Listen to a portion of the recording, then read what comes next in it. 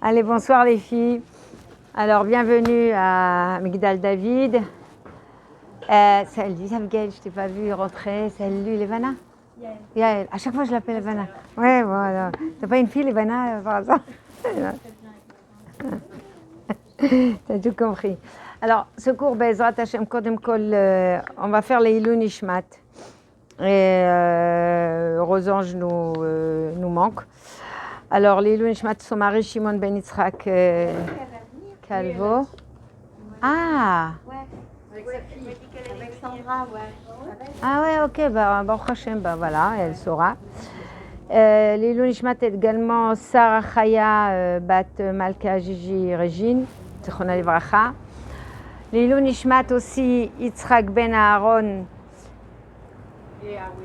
et Awisha, les bêtes Marciano, le grand-père de ton mari. Ah, c'est le 11 mois, voilà. L'Avdil Ben Achim Lachem, il y a encore l'Ilou Nishmat? Non, ça va? Alors, ok. Ça peut être depuis 20 ans, je ne sais pas moi. Alors, l'Avdil Ben Achim Lachaim, Refoua Shlema, les Eric Shua Ben... Oui, Eric Shua Chai Ben Kouka, Arlette. Arlette, toujours je l'oublie.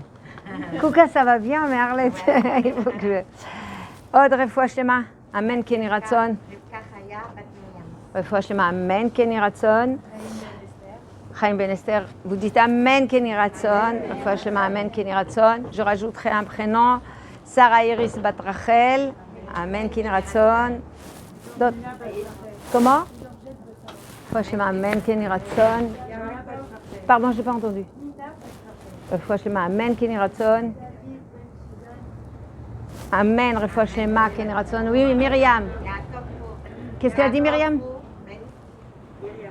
Yaakov. Yaakov pour Ben Myriam, son mari. D'accord. Non, mais j'avais pas compris. Yaakov Ben Myriam. Yaakov pour.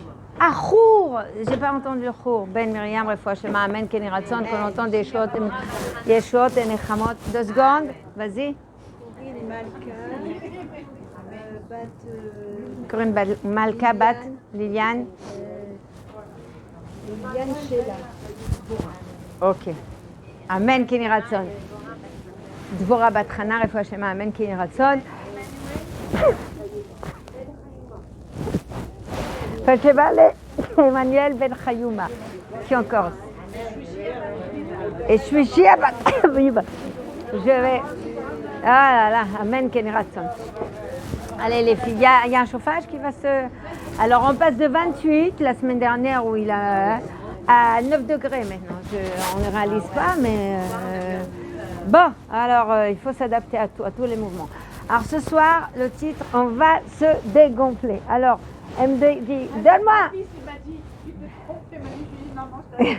Elle m'écrit, donne-moi un titre. Je lui ai écrit, on va se dégonfler. Elle m'a dit, c'est quoi ça? Je dis, c'est le titre. Alors, ouais, on va faire comme ça. Hein. Alors, ça vous étonne pas? On va se dégonfler? C'est tout un projet. Alors, pour ce faire, on va se baser sur Ochot Tzadikim et après Bezrat Hashem aussi sur Apinkus. Il n'y a toujours pas une fenêtre là? J'ai l'impression de faire le cours dehors. Bezrat Hashem, Amen Keni Ratzon. Alors, on va aller à partir d'un constat ensemble. On va naviguer et on va analyser. Regardez le monde autour de nous, ce qui se passe actuellement. On est tous dans un mérotz, une sorte de course. Une sorte de course à la vie. On est jeune, on se marie, on veut des enfants, on veut les éduquer, Bezrat Hashem, on veut les éduquer, on veut une maison aussi, on veut la famille, les smachot, les achats, l'armoire, la chaise, la table, machin, la cuisine, la robe, machin. On veut les marier. Alors, évidemment, il y a la bar mitzvah et tout ça. Et quand on a cru qu'on a fini, allez. Et puis on les marie, et puis il y a après d'autres projets, on va dire.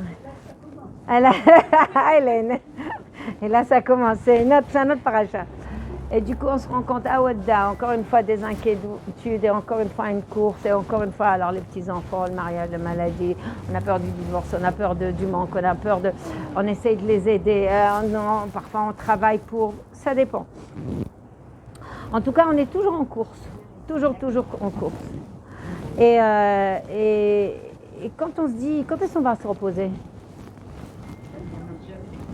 Quand est-ce qu'on va se reposer? Sarah.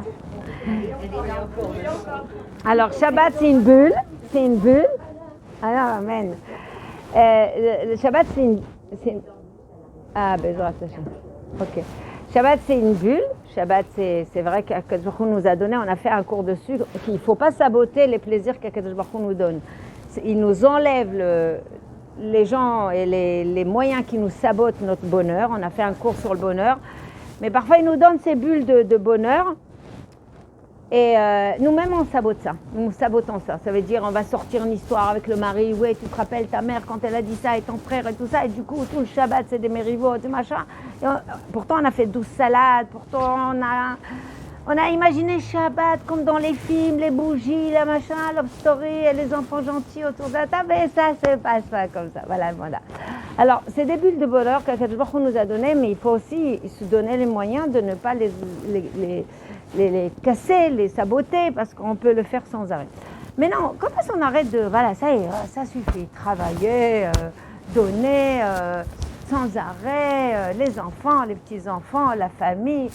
Puis, ça y est, haït, comment on dit, hein? Comment on dit Myriam? Haït, on ne peut plus. Haït, voilà. On est fait date, voilà. Alors, il y a un autre synonyme? Clocked. Celui-là, il est bien. Alors, ah là là. Alors, donc, comment on fait? Alors, à côté de ça, on voit aussi que les gens qui sont sortis à la retraite, parce que c'était toute une génération qui nous disait, à l'époque, en tout cas, moi j'entendais souvent, quand je serai à la retraite, je serai bien, j'irai là-bas, je vais acheter, je sais pas, je vais me balader, je vais voyager, je vais étudier, je vais profiter. Ok, d'accord? Bon, alors quand on est jeune, on ne fait pas attention à ça, mais plus les années passent, plus on commence à faire attention à tout ça et on se dit, mais où on s'arrête? Où ça s'arrête? À côté de ça, vous voyez aussi les jeunes, quand quelqu'un qui tombe malade ou quelqu'un qui n'est pas forcément dans la Torah, hein, n'importe qui, on lui dit, voilà, t'es fatigué, oui, le docteur il a dit ça et ça et ça. Maintenant que je ne sais pas si je vais vivre longtemps, la phrase elle est, je vais profiter de chaque instant. Alors je vous pose la question, qu'est-ce que ça veut dire profiter de chaque instant? Ça veut dire quoi? C'est quoi? La peur de la mort. Ne plus tuer le temps. La peur de la mort. Ok, il a peur de la mort, Nachon, Rivka. Alors il dit ça, la personne elle dit ça parce qu'il y a une peur de mort. Ah, dans le monde normal qui nous entoure, profitez de la vie, profite. Alors, pas obligatoirement, allez Ruthi, vas-y. Tu peux aller danser, tu peux aller à la matériel. Non, c'est pas matériel. Alors, qu'est-ce que tu entends de matériel exactement, Julia? Plaisir du corps, un plaisir de... Plaisir du corps. Non, tu fais du sport. Faire du sport. Non. C'est pas matériel. Non. Non. Non, c'est pas matériel. Ok. Regarde. Alors, dans ce monde-là, le langage profiter de sa vie, souvent je me disais, mais c'est quel sens? Chacun il a son sens profiter. Mais on a quand même un sens qu'on a. Profiter, c'est, allez, on va faire tous les mishorim, tous les troumim, tous les domaines, ok? C'est bien manger, c'est... J'ai jamais goûté du champagne, là, autant, hein, d'accord, hein? J'ai jamais été dans les hôtels. Ouais. J'ai jamais été à Haïti, Tahiti, lo Haïti ou Bali, lo Bali. Ok, d'accord? Ok, autant profiter, c'est tout. C'est aussi faire du sport, c'est aussi manger des choses bonnes ou se permettre certaines choses que je ne me suis pas permises. En tout cas, c'est matériel, c'est gashmi. Même si tu vas à un autre pays pour respirer, c'est pour ton corps qui t'amène après un bien-être dans l'esprit. Ok, je te comprends. Je sais pas, ça peut être j'ai jamais mangé de gluten et la personne elle tombe malade et elle dit là je vais manger bien comme il faut des sandwichs on se permet des choses qu'on s'est privé pour profiter un maximum de ce monde. Et pourtant, un autre constat. Quand je vous ai demandé dans un cours, et j'ai demandé ça à beaucoup de personnes, et j'ai fait cet exercice, je vous ai demandé un jour, qui êtes-vous? Qui êtes-vous? Déborah, qui es-tu? Qui es-tu? Déborah. Déborah. Et toi, Emmanuel, qui es-tu? La femme de mon mari, la maman de ma maman. Et Aline, et la fille de mes parents. Alors, il y a plein de femmes qui me disent, et puis des personnes, par appartenance. Je suis la femme de Rav Intel. Je suis la mère du docteur Intel. Je suis l'épouse du chirurgien Intel. Je suis la fille du professeur, ou bien je suis, peu importe, en tout cas par appartenance. On a vu ça dans un cours. On s'identifie par rapport à autrui, on s'identifie par rapport au juste à prénom, ou bien même à un boulot. Je suis docteur, je suis professeur, je suis une mère de 4 enfants, la situation, bref. Et rares sont les personnes, dans le cours, qui vont dire « je suis la fille d'Hachem » ou « je suis une Neshama ». Mais même ça sonne... On aimerait que ça soit sincère, mais sincèrement, c'est pas sincère. Voilà, je vais le dire honnêtement. Parce que c'est souvent des phrases qui viennent de séminaires, des cours. Je suis la fille d'Hachem, je suis la princesse, je suis une Neshama. Si j'étais consciente vraiment que je suis une Neshama, voilà, on va le faire le deal vraiment. Si je suis consciente vraiment que je suis une Neshama, ça veut dire quoi une Neshama? On a fait ce cours-là. Qu'à l'intérieur, il y a quelque chose d'Eloki, et c'est le moi, c'est mon moi. Mon moi, c'est toute cette puissance qu'Akadosh Baruch Hu m'a donnée, je peux penser avec... Alors juste une parenthèse, hein. Je crois que c'est pas avec vous que j'ai fait ça. Une fois, au CP, il y a un enfant, je vous ai dit cette réflexion, mais elle était très profonde. Il y a un enfant, il m'a dit, maîtresse, comment ça se fait que tu dis que Dieu est grand, parce que j'étais professeur de Kodesh et de Chol. Comment ça se fait que tu dis qu'Hachem, il est grand, qu'il est partout? Vous vous rappelez ce qu'ils ont dit?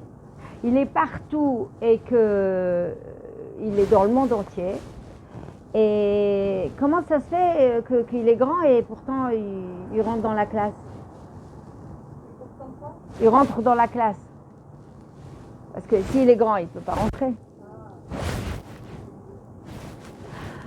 Alors, c'est très mignon, mais c'est très logique. Leur logique se forme. S'il est très grand, il ne peut pas rentrer. Il est très grand. Alors, comment t'hal à la maison? Il ne faut pas, on est d'accord. Et j'ai trouvé ça intelligent.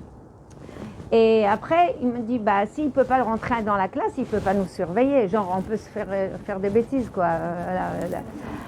Alors là, j'ai dit, non, Hachem, il regarde tout ce qu'on fait, il est en nous et tout ça. Et il ne comprenait pas. Alors j'ai fait un exercice avec eux et c'était très sympa et ça a réussi. Je leur ai dit, fermez les yeux. Sans fermer les yeux, je leur ai dit, maintenant, vous allez penser à maman. Alors sachez qu'au CP, les enfants, ils sont très attachés à maman encore. Non, je ne veux pas y aller à l'école, je t'aime. Bon, on connaît, après ils s'en foutent. Bon, après, c'est connu.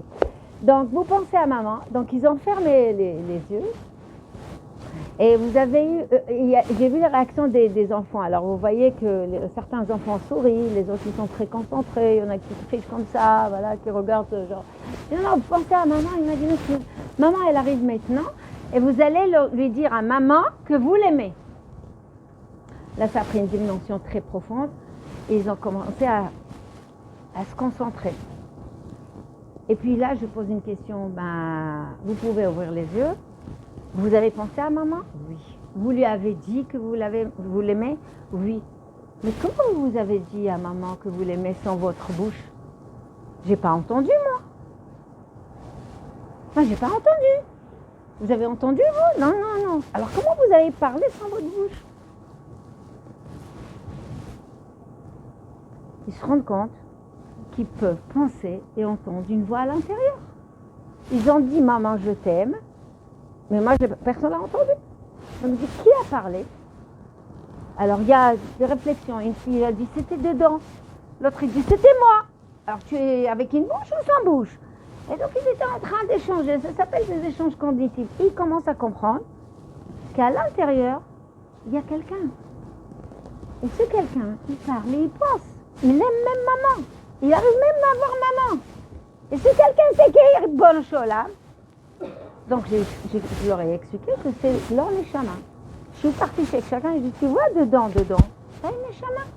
Dedans, il y a une petite Naomi qui parle et ça c'est un Neshama. Dedans, il y a un Ethan. Dedans, il parle. Et ils ont pris conscience que il y a quelque chose à l'intérieur. Alors à la place de leur dire la Neshama, machin théorique, ils ne peuvent pas comprendre. Il faut Mahasi, comment avec la Neshama, voilà. Alors moi, après j'ai dit, moi aussi avec ma Neshama, je vais vous dire quelque chose. Et bon bref, c'était tout un exercice. Ce que je voulais dire, c'est que si nous étions des êtres conscients, que je suis une Neshama, Mamash, une partie d'Akadosh Baruch Hu, qui est venue d'une partie infinie et qui ne peut pas être finie, elle va aller dans un monde infini. Ça veut dire, Hachem, il nous donne dans cette terre-là 70 ans, 80 ans, 120 ans bien payés. Mais ce n'est pas ici que c'est le Netzach, le Nitzriyut, ça veut dire l'éternité. C'est après qu'on est dans l'éternité. Mais après, on est bien coincé après. Il n'y a pas de retour, il n'y a pas de sortie, il n'y a pas je veux changer d'âge. Non, non, on est là-bas, on est coincé. Si on prenait conscience qu'on est vraiment une Neshama, mais en fait, comme vous voyez, comme Ruti, le corps, c'est une enveloppe, donc le corps est Gashmi. Le corps, c'est une enveloppe, le corps est un Gashmi. Collé, certes, collé à l'âme, c'est très très collé. Bah, voilà, on le sait, c'est très collé, même le décès parfois est difficile. Mais si je réalise que je suis une Neshama, et je sais qu'il me reste quelques jours à vivre, Chazé Shalom, imaginons. Alors pour moi, profiter de ce monde aurait eu un autre sens. Un autre sens. C'est-à-dire que, attends, il me reste 2 ans, 3 ans, 2 mois, 3 mois, 5 ans, 10 ans, 20 ans, 15 ans. Attends, j'ai pas le temps. En 20 ans, je n'ai pas fait assez. Est-ce qu'en 10 ans, je vais faire? En 50 ans, je n'ai pas fait assez. Est-ce qu'en 20 ans ou 30 ans, je vais faire? Et normalement, on devrait dire, quand je devrais dire je suis une Neshama, mais je devrais le dire avec une toute conscience et avec même une sorte d'inquiétude. Donc c'est profiter de ce monde, c'est des paroles que nous disons, mais on ne se rend pas compte que là, le Yetzirara qu'on a mangé au Etzadat, alors je vous fais un rappel, quand on était au Gan Eden avec Adam et Chava, les hommes étaient chez Adam, les femmes étaient chez Chava. Quand on a mangé de Etzadat, les filles, quand on a mangé de cet art-là, le date est rentré, ce qu'il y avait dedans est rentré à l'intérieur de nous. Qu'est-ce qu'il y avait dedans? Ça s'appelle Zohamat Anafrash. Mazé date, c'est quoi date? C'est quoi Etzadat? Je vous le répète, c'est pas l'arbre de connaissance. Faux, mauvaise traduction. Ça, c'est pour les gens qui prennent de la Bible et la traduisent, notamment, avant, il n'y avait pas de Google, mais il y avait un Google Sikhli dans la tête. Date, ça veut dire désir, attente, les volontés, tout ce qu'on veut, les attentes, tout ça. Du moment qu'on a mangé du Etzadat, on a des désirs, on a des attentes, on a des pulsions. Non. Désir, attente, Retsonot, Korim Leze. Retsonot. Le Rambam explique Etz à Retsonot. Le Rav Desser ici cite un autre, Rabbi Chaim Volodjin, qui dit que c'est Etz à Chibour. C'est à quoi tu te lis, à quoi tu t'attaches. Eh bien, mesdames, nous avons tous le Etzadat en soi. Toi, tu veux une belle maison. Et toi, tu veux que ton mari t'aime. Et toi, tu veux que ta belle-mère te lâche. Et toi, tu veux avoir 4 garçons et 2 filles. Et toi, tu veux pas beaucoup de filles et tu veux beaucoup de garçons. Toi, tu veux y aller au Canada, vivre là-bas. Et toi, tu veux être médecin. Mais toi, tu veux que tes petits-enfants... et toi, tu veux que tes enfants te respectent plus. Et toi, tu veux, et toi, tu veux, et toi, tu veux. Et toi, tu veux, et toi, tu veux, et toi, tu veux, et tu veux. J'ai une question. D'où vient cette volonté?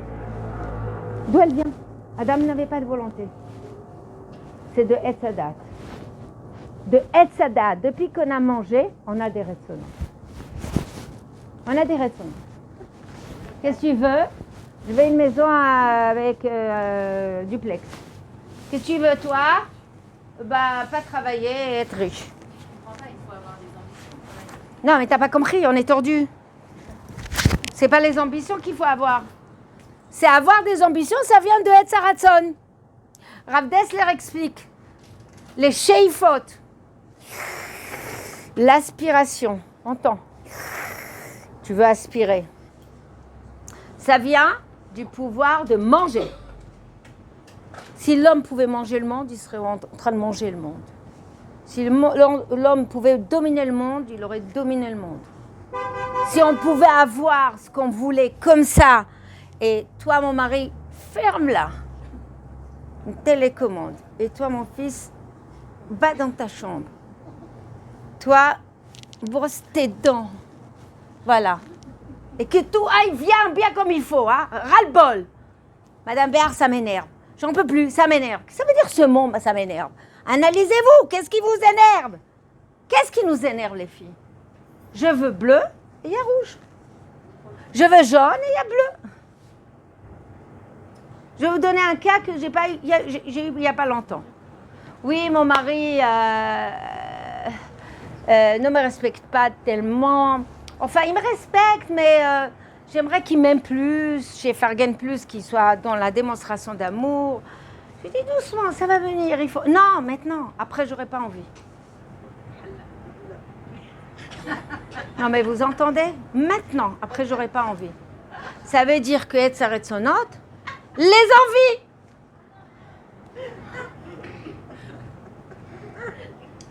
Les personnes me disent, tu vas pas me forcer, j'ai pas envie. J'ai pas envie. Tu vas pas me forcer à aller lui demander quelque chose, j'ai pas envie.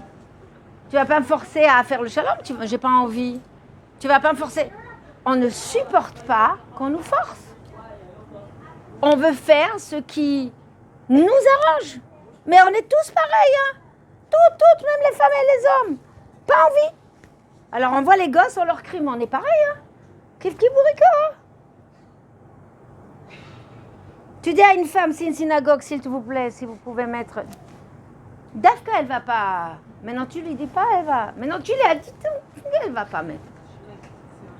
On ne supporte pas. La même chose, l'homme, tu lui dis un truc, Dafka, il va le faire. Même les enfants. Alors, les envies, les désirs, les attentes inconscientes. On a fait un cours dessus longtemps, les attentes. C'est pas normal, Madame Béard, c'est pas normal. Ça fait 20 ans que je suis mariée que... Ah, alors encore mieux, j'ai eu toutes sortes d'attentes. Une personne m'a dit, tu rigoles Myriam, hein? Tout à l'heure, tu as rigolé. Sur quoi elle rigole? Je vais rebondir avec toi, vas-y. Elle est... Baruch Hashem. Tu parles, j'ai la traduction.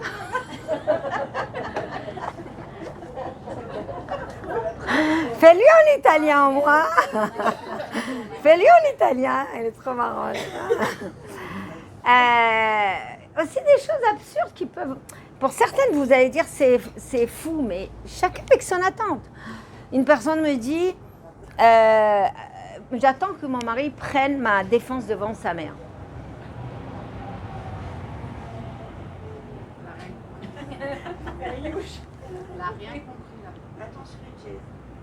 Vous vous rendez compte? C'est compréhensible, à la limite au début du mariage. Mais après, il faut comprendre qu'il a un rôle avec sa mère, il a un rôle avec sa femme, et ce n'est pas devant sa mère qu'il va arbitrer. Et ça, une fois qu'on est devenu même belle-mère, on a compris la chose. Avant, on est un peu satoum. Ça arrive, on est un peu bouché. Mais voilà, c'est un ratson.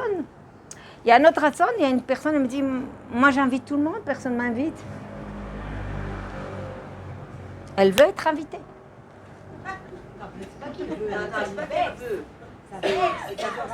Elle veut. Alors, il y en a qui me disent, pourquoi, je connais un couple, la personne, elle m'a dit, j'ai marié mes enfants, je suis à la retraite, personne ne m'invite. J'ai dit, mais j'ai pas compris, pourquoi toi, tu n'invites pas? Quoi, toi, t'invites pas, il y a des familles avec des enfants un après l'autre et la femme, elle peut pas se déplacer chez les gens parce que 36 enfants, enfin 5-6 enfants et ça fait peur à tout le monde. Vous savez, les gens, ils invitent quand il y a un peu d'enfants. Vous connaissez ça, hein? Moi, un jour, quelqu'un il m'a dit, Hana, quand je t'invitais, j'avais peur. Parce que c'est mon amie, hein, mais elle me l'a avoué 20 ans après. Elle m'a dit que comme elle avait que des filles, alors quand elle faisait Shabbat, chacune elle mangeait régime. Moi, Baruch Hashem, j'avais des garçons et j'ai des garçons. Et Baruch Hashem, je ne faisais pas des petits plats comme ça, c'est les cocottes, Baruch Hashem. Alors, elle avait toujours peur quand elle m'invitait. Elle me disait, Walia, combien de fait tout et tout. 20 ans, elle m'a dit après. J'ai rigolé. Mais c'est sympa de voir les appréhensions des gens. Hein, c'est sympa. Donc, il y en a qui ont peur d'inviter parce qu'il y a trop d'enfants. Il y en a que, bon. Bref, on a des tsipiotes partout. On a des tsipiotes, des attentes partout et des images qui vont dans le futur avec des attentes et ça va se passer comme ça. Et puis les attentes par rapport à soi, je vais faire une bar mitzvah, je veux que ça soit comme ça, ça soit comme ça, je veux faire le mariage, ça soit comme ça et ça soit comme ça. Combien de fois on voit des personnes en hébreu, mais tous kalim, qui sont complètement déçus. Ah non, le traiteur n'a pas fait ce que je voulais, j'ai payé pour ça, et les vacances n'étaient pas ça, je suis partie à Pessah, il n'y avait pas assez, machin. Alors, il y a aussi les catégories des râleurs. Hein. Ceux-là, il faut leur donner le diplôme, ma parole d'honneur, le diplôme des râleurs. À l'avance, tu sais qu'il va râler. Quoi. Tu lui colles comme ça. Alors, on est tous quelque part dans ce schéma, que ça soit avec les enfants, que ça soit avec le mari, que ça soit avec la belle famille, que ça soit avec la maison, avec les achats, avec les projets, avec la carrière, avec tout. Donc, toutes les tsipiotes, les filles, intégrez-le bien dans la tête. Les tzipiyot, c'est les attentes en hébreu. Les retzonot, c'est les volontés, ce que toi tu veux, les désirs, les envies. J'ai envie, j'ai pas envie. Tout ça, ça vient de Etzadat. Bienvenue, ma chère Rosange. T'as une longue vie, on a parlé de toi. Salut, Hana. Salut, on va se dégonfler hein, ce soir, on va se dégonfler bien. Allez, viens. Il y a de la place là. Elle aime bien cette place. Tu aimes bien cette place? Elle aime bien cette place. Bien. Juste fais attention là. Alors, donc, bien Hana. Tu peux passer. Donc, on l'intègre bien. Qui dit désir? Je désire habiter là. Je souhaiterais. Et je réponds à Abigail. Ambition. C'est juste un désir plus grand. Ambition, c'est juste une envie plus grande. Alors, est-ce qu'elle est bonne ou elle n'est pas bonne? Ça, après, on va faire le tri. Mais en tout cas, c'est une résultante d'un désir, c'est une résultante d'un rêve, c'est une résultante parfois d'une comparaison. Peu importe comment. C'est bien, c'est pas bien, on verra. Ça, c'est des idées données. Être ambitieux, c'est bien. Mais ambition dans quoi? Ambitieux dans quoi? Et ambition dans quel domaine? Et combien être ambitieux? Ça aussi, il faut voir. Donc, on y va.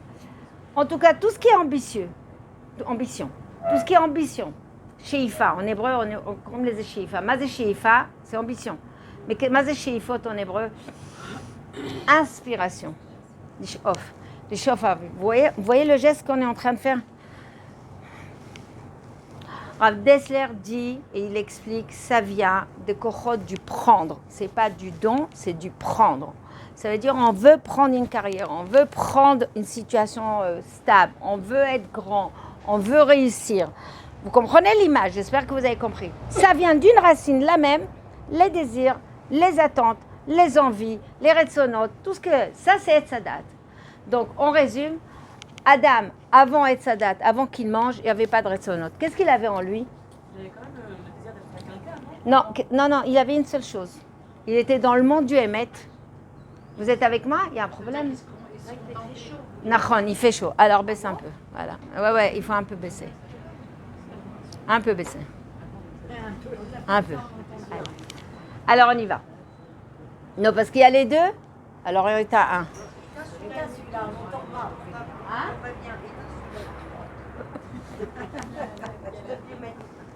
Merci Emmanuel. Exactement, elle a raison. Alors, maintenant qu'on est entre nous et il fait chaud, c'est bon, on peut avancer. On cuit. Ça y est, Baruch Hashem. Ça veut dire qu'il se contentait de ce qu'il avait. Alors, c'est même pas ça. C'est que Adam n'avait pas de Retzonot, n'avait pas d'autres envies ou d'autres désirs. Il était au Gan Eden. Au Gan Eden, qu'est-ce qu'il y a au Gan Eden? Il y a tout. On est d'accord. Ah. Non, mais non, Hachem, il l'a créé comme ça. C'est pas normal. C'est pas qu'il était d'abord tordu, après il est rentré au Gan Eden, il y avait tout, et qu'il a eu une satisfaction. Pas du tout. Il a été créé à l'image d'Akadosh Baruch Hu. Donc, dans le monde du Emet, c'est quoi le Emet? C'est que Ratzon Hashem.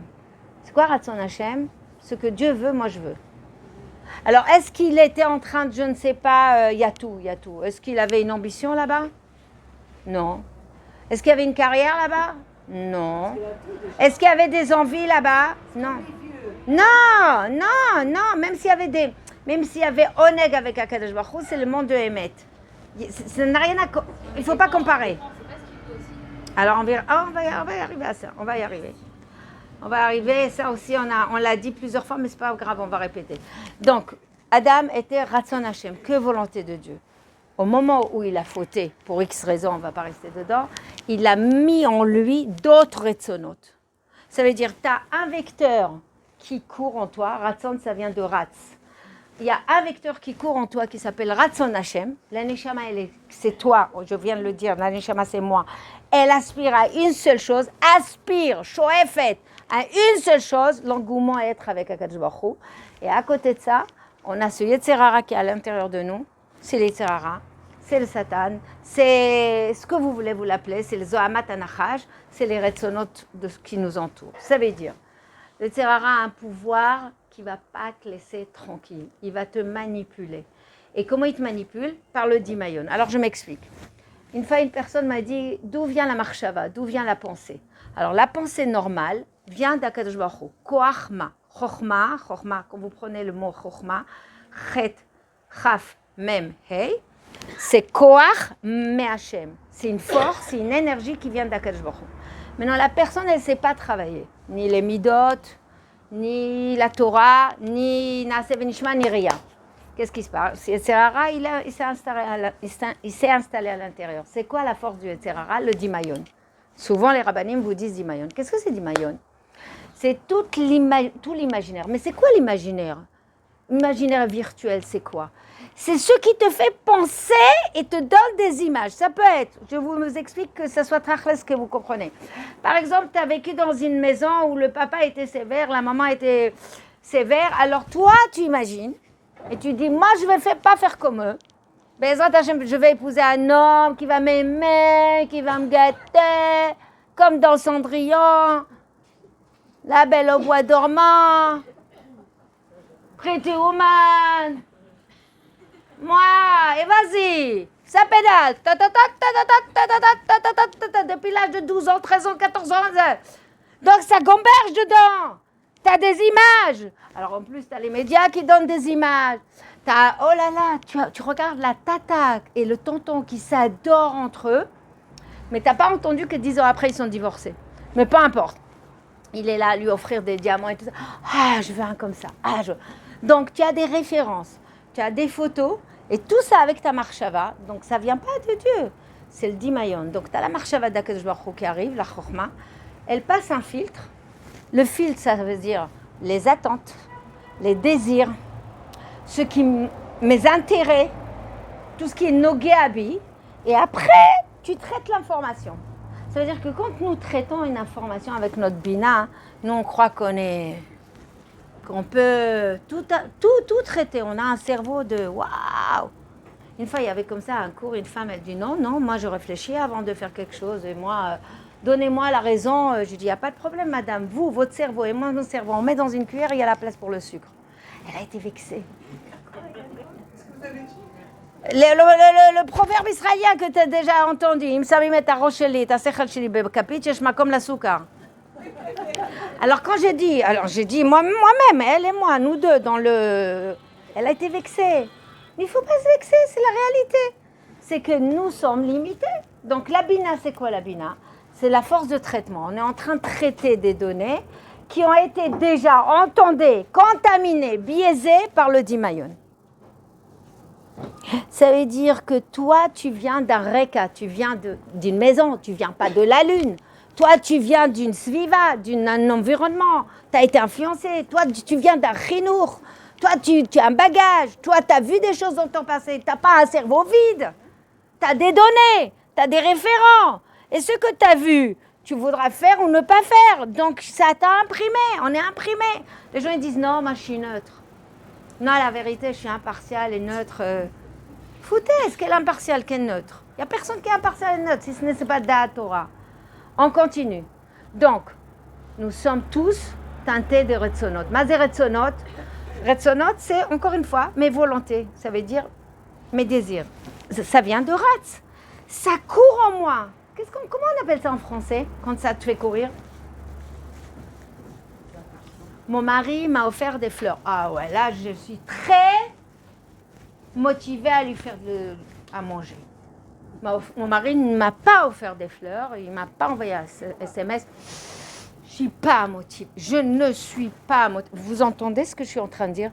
Comme si quelqu'un pédale dessus et me motive. Ce n'est même pas moi. Je suis motivée. Par qui, etc.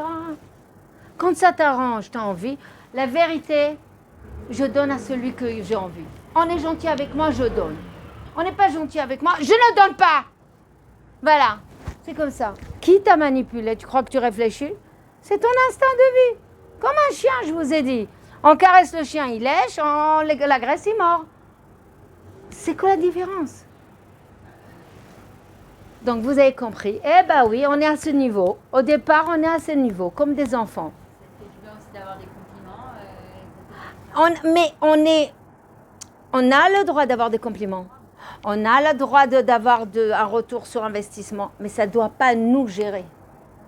La différence, c'est que quand tu sais te détacher de tout ça, de tes attentes, de tes désirs, et tu fais la chose parce que tu as envie de faire, parce que tu as un bon caractère, tu as des bonnes midotes, c'est autre chose. C'est quelqu'un avec un cerveau. Quand il y a un moteur qui est les Retzonot, c'est pas sûr qu'il y a un cerveau. Il y a des régachotes, il y a des émotions, et tu fais tout ce qui est. Vous savez, les gens très émotifs, alors quand ils ont envie, ils ont envie. Regardez votre mari. Qu'est-ce qu'ils disent les rabbinim au mari? Ils disent votre femme, vous devez l'aimer pas que lorsque vous avez envie. Ça vous plaît cette phrase, Nachon? C'est marrant, ça vous parle quand c'est les hommes. Je répète. Les rabbinim disent d'ailleurs j'ai entendu souvent ça dans la bouche de Rav Posen qui dit aux hommes, l'amour à l'égard de votre femme, c'est pas lorsque vous avez envie, simplement envie d'elle, envie de ce rapprochement. Et les femmes, elles disaient, ouais, voilà. Et les hommes étaient complètement à terre. Mais ça s'applique à nous aussi. Tu vas pas faire à manger parce que tu as envie ou tu n'as pas envie. Et ton enfant, qu'il soit gentil ou pas, tu vas pas démissionner de ton poste parce que tu as envie. Tu es là au poste et tu continues. Il y a un engagement, une vie engagée. Alors on continue. Donc maintenant, je vous ai vu en fait que nous sommes à peu près pareils.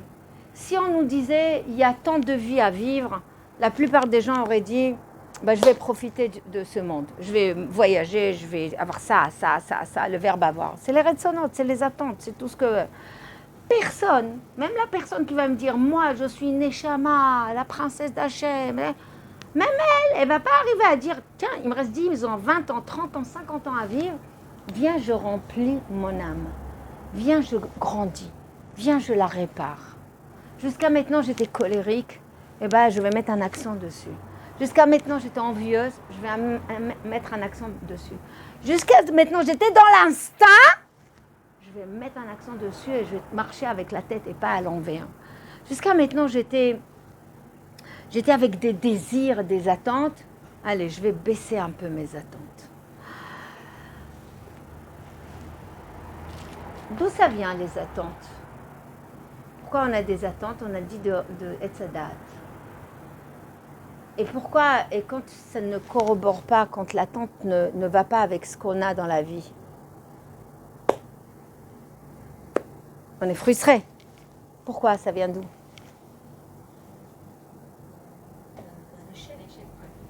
Alors, genre un échec. Non, avant la Emouna. Un homme lambda. Même un Christian, d'accord? Comment? Non, non, mais ne fais pas rentrer Dieu dans l'image, après on va le faire rentrer. Il arrive après, c'est à la fin quand on ouvre les... Nata, d'accord? Parce qu'on était en attente, on attendait quelque chose. Alors, on a une attente. J'en attends rien de personne. Tu n'attends rien de personne, mais tu attends quand même, entre guillemets, de la vie. Oui, de Dieu. C'est aussi des attentes. C'est aussi des attentes. Une femme qui n'a pas d'enfant, elle sait très bien que c'est pas son mari qui lui donne des enfants. Elle a des attentes par rapport à Hachem. Elle peut être frustrée et elle peut être en colère contre Akadosh Baruch Hu. Il n'y a pas, d'accord, il n'y a pas forcément quelqu'un devant. La déception et la situation, c'est pas forcément quelqu'un. Un autre exemple. Tu vas marier tes enfants, Bezrat Hachem, et tu as pris le meilleur traiteur et tu as pris la meilleure salle. Tu as un minimum d'attente. Tu as demandé des nappes roses, c'est des nappes roses et pas vertes. Les cas qui se marient bien. Elle a baissé ici les attentes. Ok, d'accord. Mais chacun, il a. Toi, c'est pas le mariage, mais. Tout ça passe. L'écart, c'est l'essentiel. Amen, amen, amen qu'on arrive à ça. Mais tu m'as dit que l'ambition, c'est bon. Oui, mais c'est autre chose. Alors on y va. De la Torah, ou même de la Parnassa, ou marier justement bien avec quelqu'un de bien, tu veux tes belles-filles ou tes gens bien. C'est ça l'écart. De l'écart. Et aussi la situation. Alors, ton fils, il fait médecine. Médecine ou ordine ou un truc, comment dire, ordine, avocat. Vous entendez, amen. Et il fait des études et vous lui avez payé les études. Comme ça. Et à la fin, il se marie, il ne fait pas avocat. Il fait pâtissier. Avrer. Écoutez-moi, en vérité, je suis mal placée parce que mon père, toujours avec l'école, il disait toujours le vendredi, on avait les résultats, il disait non, papa, vendredi, peut-être tu vas te doubler, tu vas passer mal le Shabbat. Donc, on est. Ah, ok, d'accord, ok, sympa, sympa, sympa. Alors, on y va, on continue. Donc, on a tous, toutes, même des ambitions. Vous voyez, les ambitions qui semblent saines et bonnes. Alors, on pourrait dire, je vois Yael, c'est Yael, hein, je ne me suis pas gourée. Je vois Yael en train de se demander, alors on n'a plus le droit d'avoir des ambitions? D'accord, trop mignonne. Alors, on verra ça plus tard. Mais en tout cas, cette frustration, cette déception, elle vient d'où? Je pense que c'est par exemple quelqu'un qui fait beaucoup d'efforts pour réussir dans quelque chose. Des efforts. C'est des efforts. Et J'ai fait des efforts, je n'ai pas obtenu. J'ai payé ou j'ai étudié, je n'ai pas obtenu. C'est où le problème? c'est l'ego. Alors, je suis sûre que j'ai droit à ça ou je suis sûre que je vais y accéder, d'accord? Et quand j'y arrive pas, il y a quelque chose qui m'énerve. Mais qu'est-ce qui nous énerve vraiment? Non, juste avant. C'est le manque. Non, on a eu. Mais j'ai eu un ratson. Demande de compréhension, quoi. Ça, c'est après. Vous allez voir que juste avant, il y a quelque chose d'inconscient. Mais en colère, pourquoi? Vous allez voir que juste avant, il y a quelque chose. Ah! Chut. Écoute, Dvorah, ça veut dire, c'est pas entre mes mains? Quoi, je ne peux pas maîtriser ça? Autrement dit, quoi, je suis pas le bon Dieu?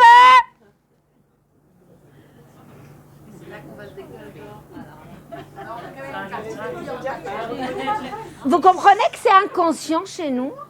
On dit non, mais ça m'énerve. Ok, va jusqu'au bout de ton raisonnement. Pourquoi ça t'énerve, bon encholam? Pourquoi ça t'énerve? Pourquoi tu es en révolte? Pourquoi tu es déçu?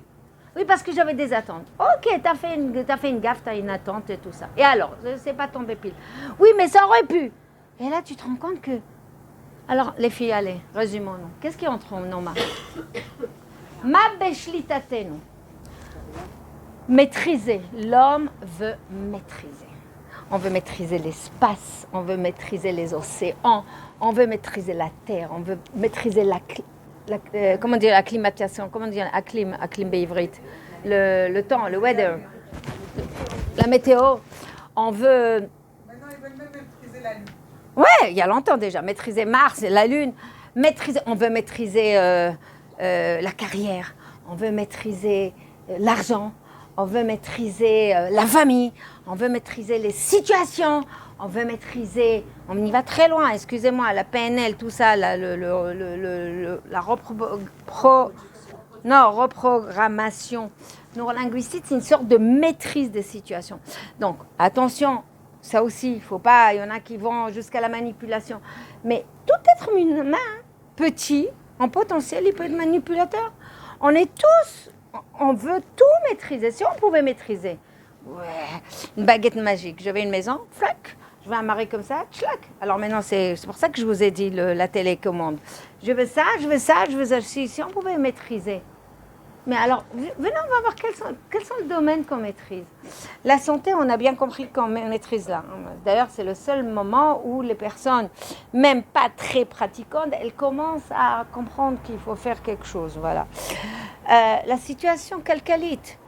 Tu peux avoir pas mal d'argent à droite et à gauche. Hachem est fait comme ça, comme ça, comme ça. Et hop, t'es à la panime. Le mari et le couple. Qui peut dire que c'est sûr, que c'est bien, qu'on vit jusqu'à 120 ans et qu'il va m'aimer et que je vais l'aimer comme story.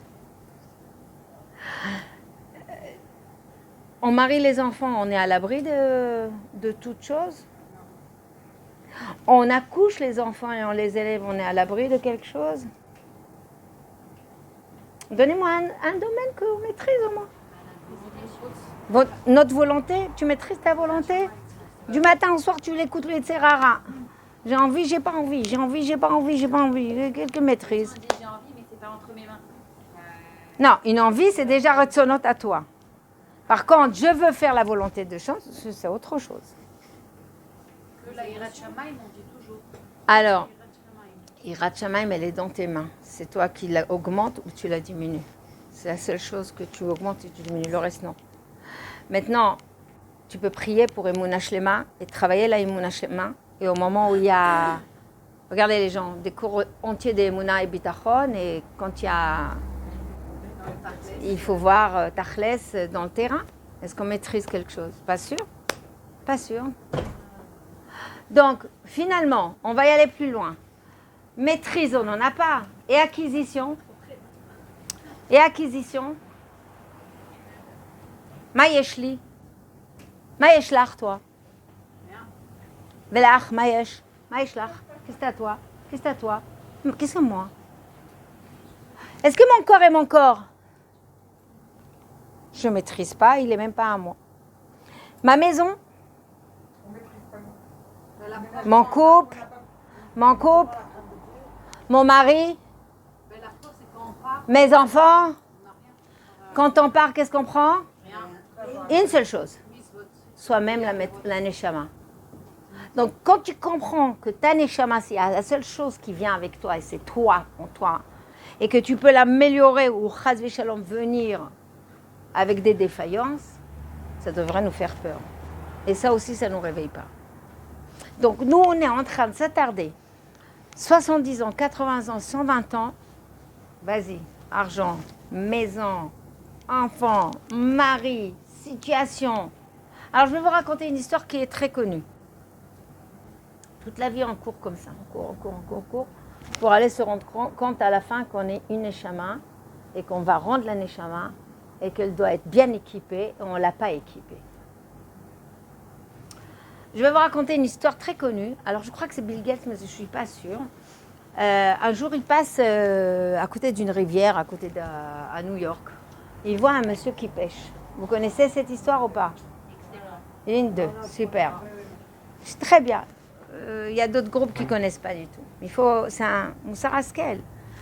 Il le regarde, il dit, mais qu'est-ce que tu fais? Il dit, je pêche. Pourquoi tu pêches? Pour avoir un poisson. Pourquoi tu veux un poisson? Comme ça, j'ai plusieurs poissons et je peux les vendre.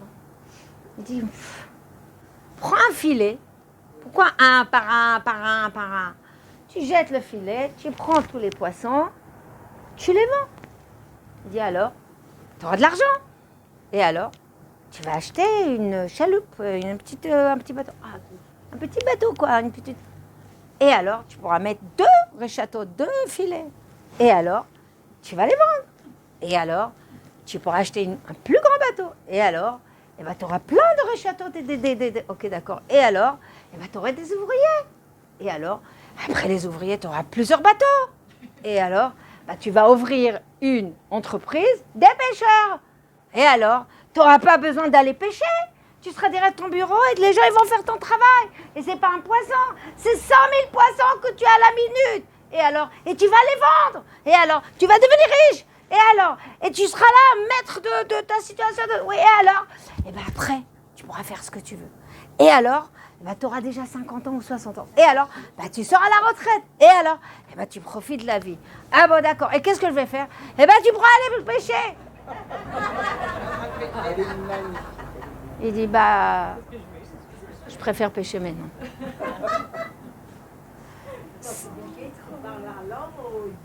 Aux pauvres. Ça veut dire que, vous voyez que c'est un cercle. Vous comprenez ce qu'on est en train de faire dans notre vie? Si on n'arrête pas le temps, si on n'est pas en train il faut arrêter le temps de temps en temps et dire arrête de courir. Arrête de courir. Moi je veux, moi je veux, moi je veux. Moi c'est pas normal, moi c'est pas normal. Moi je suis déçue. Moi c'est mes désirs. Hachem il me donne pas, mon mari me donne pas, mes enfants me donnent pas, ma belle-mère me donne pas, elle me donne pas. C'est moi. Stop! Tu ne maîtrises rien, tu n'as rien, tu es rien. Ah.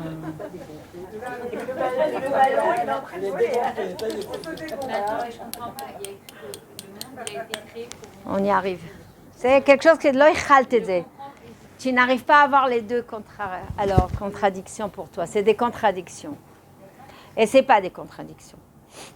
Quand tu sais que tu es une partie de Dieu et que tu es venu faire ta shlichut. Rav Dessler l'explique dans la parasha Vaïchev, comme Yosef, on a besoin chacun de faire une shlichut, une mission. On a une mission. Et cette tâche, elle est propre à chacune, que personne ne peut vous remplacer, certes. Si quelqu'un décide de se suicider, il enlève cette tâche de tout l'organigramme. D'où la grande punition chez nous. C'est tu te soustrais à ton devoir et à la volonté de Dieu. Donc on n'a pas le droit de faire ça, ok? Donc tu as une tâche et c'est toi. Personne ne peut te remplacer. D'où l'idée que le jour où Hachem a créé le monde, il ne pourrait pas tourner sans toi. Donc ta tâche, ta mission est élémentaire. On ne peut pas la substituer, on ne peut pas la suppléer. Pour faire ta tâche, Rav Dessler explique, Hachem te donne des kélim. C'est quoi les kélim? C'est tes traits de caractère, c'est tes moyens, c'est tes finances, c'est ton intelligence, tes shlichim, tes parents, tes gens autour, ta maison, tout ce que tu as. Bishvili nivra haolam. Je répète. Où est la contradiction? Où est la contradiction? Se sentir petit, ça ne veut pas dire se sentir écrasé. C'est se sentir missionné, donné une mission par Akadosh Baruch Hu et avoir été outillé. Simplement, je ne suis pas Big Boss. Je ne maîtrise rien. Rien n'est dû. Rien n'est à moi.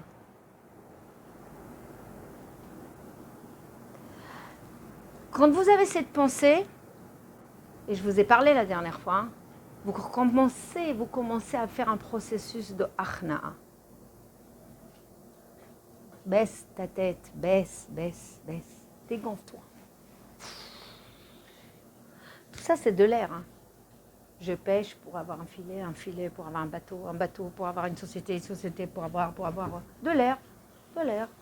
On a rempli de l'air et à l'âge de 60 ans, en même point. Oui, le monde est passager. Oui, c'est juste un couloir. Oui. Un couloir. Il faut le ressentir comme un couloir. Il faut ressentir comme un voyage. Il faut savoir qu'on n'a pas le temps. On a une tsaïdanite à la main, on a la tsaïdanite, la glacière. C'est à toi de mettre ta tsaïda. Vas-y, remplis. Alors toi, tu crois ta voiture, tu vas mettre mon œil. Tu vas mettre ton mari, mon œil. Tu vas mettre ton enfant, mon œil. Tu vas mettre ta maison, mon œil. Tu vas mettre ton cabinet, mon œil. Tu vas mettre ton taille 36, mon œil et mon œil. Mon œil. C'est ça, c'est dégonflé. On a tous cette nafra-attitude et on est dans la akshanout. Akshanout, c'est on s'entête. C'est pas normal que mon mari ne prend pas ma position. C'est pas normal que ma belle-mère ne fait pas ça. C'est pas normal, je fais des mitzvot et tout ça et je suis pas exaucée. C'est pas normal qu'on m'a retiré ça, qu'on m'a pas donné ça. C'est pas normal et c'est pas normal. Plus tu dis c'est pas normal, plus ça sera anormal. Tant que tu fais pas une achna, il y aura un problème dans le flux. Et là, ça s'appelle l'ashrat, ashrina, que le shrina elle descende. N'oubliez pas l'image du Sinaï, de Har Sinaï. Hachem n'a pu descendre que lorsqu'il y avait Har Sinaï et qu'on était complètement dans Naaseh Nishma. Tant que tu as la tête comme ça et tu crois que tu vas maîtriser, tu as un problème de shefa. Tu as un problème d'ashrat shrina. Tu as un problème de coupure. Ochot Sadikim, dans le 2e chapitre, pas le premier. Il va traiter la Hanava. Alors, en français, on dit modestie. On appelle ça humilité. Et il y a des gens qui ne comprennent pas, ils croient que c'est être écrasé, ne pas exister, ne pas vivre, ne pas s'exprimer. Ça a pris des connotations incroyables, surtout chez la femme. Depuis mai 68, la femme se sent complètement frustrée. Alors, j'ai pas le droit de dire maman? Faut que je le dise. Il n'y a pas que mon mari. Voilà, j'entends des phrases comme ça. Et alors, à table, il n'y a que lui qui va parler. Moi aussi.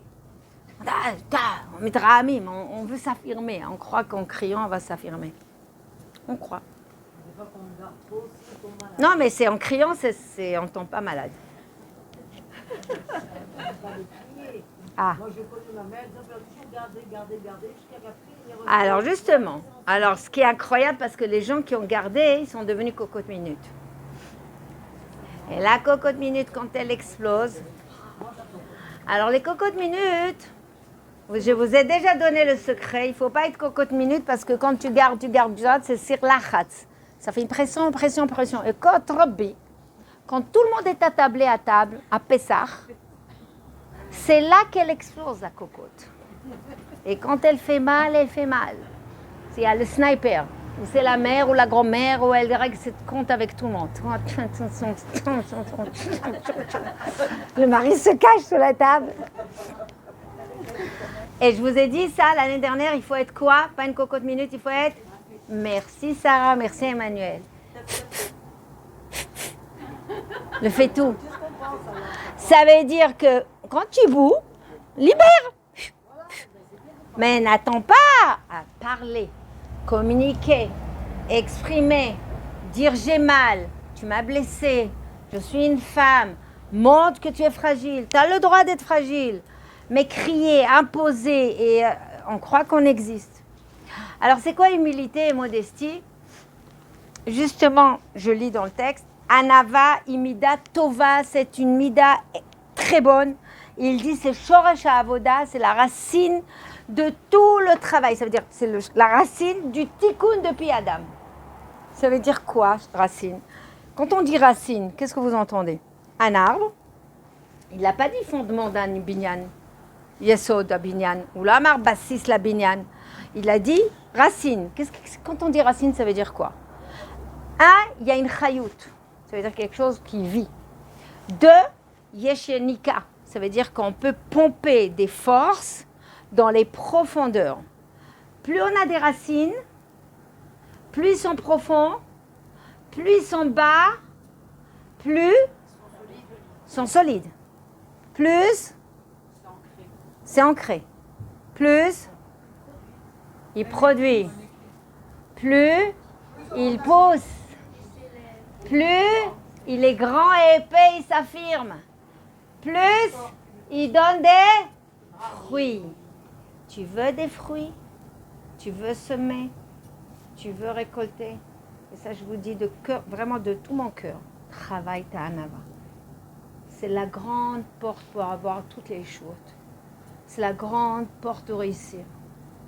C'est la réussite. C'est la porte de tout. D'où on sait tout ça? D'où on tire tout ça? D'où moi je vous promets que rien du tout, c'est écrit. On sait déjà pour la Gava, qu'est-ce qu'il a dit? Les gens qui sont nafra. Alors nafra, je vous rappelle, prenez n'importe quel ferment. Prenez la levure. La levure de bière. Tu mets un peu de sucre ou tu mets de l'eau, qu'est-ce que ça fait? Ça s'étale et ça prend de la place, ok? Ça sent mauvais et ça, ok? Le pain, on est avant Pessah. C'est ça l'image. Chometz, chametz. C'est ça l'image. Qu'est-ce que vous croyez que c'est pour les enfants? On vous dit, oui, on n'a pas eu le temps de faire du pain. On a fait vite, et c'est devenu une matzah. Ça vous a pas étonné? Moi, quand j'étais jeune, je dis matzah, mais quand on n'a pas le temps de faire du pain, ça sort des pitotes. Enfin, moi, ça gonfle un peu, quoi. Et voilà. Matzah, plat. Vraiment. Il y a un sens dedans, un sens ésotérique, un sens qu'il faut comprendre. C'est que pour sortir d'Égypte, pour bénéficier d'un bien-être, l'autre un meitzarim. C'est quoi meitzarim en hébreu? Mitzrayim, c'est meitzarim. Ma c'est meitzarim? C'est un endroit où on est dans l'étau. Un endroit où on est, comment tu vas dire meitzarim? Pas prison, mais on est oppressé. Quand on est dans l'oppression, mina meitzarim karaticha. Donc vous voyez, quand on est dans l'oppression, pour arriver à un salut et une délivrance, il faut faire par la matzah, il faut passer par la matzah. Et c'est ça tout l'enseignement de Pessah, quand on vous dit nettoyer la maison. Ok, d'accord, mais symboliquement, tu enlèves le symboliquement, c'est très bien. Mais après, les actions viennent, les convictions du cœur. C'est toi, qu'est-ce que tu fais avec ta gava? Alors regardez ce qu'il dit. La gava, c'est une citation. Toi, Vatachem kol gevalev, je vous ai dit. L'abomination la plus terrible d'Akadosh Baruch Hu, c'est quoi? Toute personne qui a le cœur hautain. Non, le cœur, hein. On n'a pas dit forcément des gens avec des hautains, mitgaé. Pas forcément quelqu'un, ou mitnassé, en hébreu on dit litnassé. J'ai été acheté dans une macolette et j'ai le Renvan, l'épicier. Il m'a parlé, il m'a dit, waouh, tu as vu ce bonhomme, comment il parle avec... Il m'a dit, l'homme est nassé allé, non? Ça vient de nassi. C'est-à-dire, ce n'est pas les gens qui vous regardent comme ça. Donc, on remarque chez la personne comment elle te parle. On remarque ce qu'il y a dans le cœur et dans la pensée, comment elle réagit. Alors, juste dans la tiksor et dans la communication. Tu me poses une question et je te fais, oui, non, mais on a fait déjà cette... Tu vois une gava? Tu vois quelqu'un qui répète, il y a moins de gava. Il y a une autre gava. Ça fait 10 fois que tu me poses la même question et je m'énerve. Si je m'énerve, c'est une gava. Ton mari, il n'arrive pas à savoir où elle est la louche. Ça fait 30 ans qu'il est avec toi. Et tu lui dis, chérie, tu rentres dans la cuisine qui se trouve à gauche, tu tournes à droite, tu tires la deuxième, et consigne par consigne. Voilà. Hein? Tu ne crois pas? Ah, tu n'entends pas? Ah, pardon. Consigne par consigne, je disais. Voilà. Donc, alors, ce que j'ai dit au départ, Hachem nous donne des kelim. Les kelim, c'est les outils. C'est Rav Dessler qui se fait. Les outils, c'est tes traits de caractère que tu viens avec, tes compétences que tu viens avec, tes douances que tu viens avec, tes moyens financiers, tes moyens spirituels, tes parents, tes shlichim. Tout ça, c'est ce que je vous ai toujours dit, c'est l'échiquier qu'Hachem vous donne. C'est avec ça, avec une surpuissance d'un domaine ou une surcarence d'un domaine, c'est avec ça que tu fais un travail de midot. Et c'est pas rien qu'on a un homme devant nous, parce qu'il aurait pu nous marier avec des femmes, les femmes avec les femmes et les hommes avec les hommes, ça serait très sympa et très cool. Voilà. Et rien que je te dis comme ça, tu comprends que j'ai froid. Et rien que je te dis, tu viens me recouvrir. Nous, on dit à son mari,